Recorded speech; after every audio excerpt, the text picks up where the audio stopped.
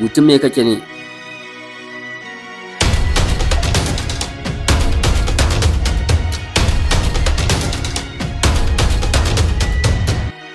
Ina rubutu ne don rubuta tsara abu mai kyau.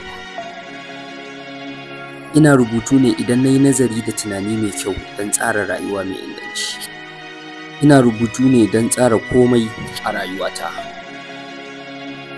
Ina rubutu ne na tarihi da abin da ya faru da ni a baya.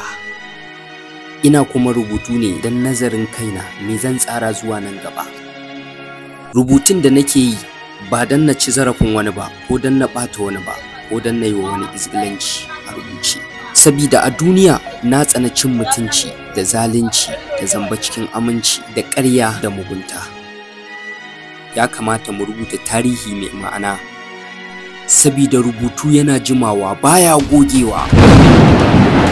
Rubutu abu ne mai muhimmanci ga rayuwa.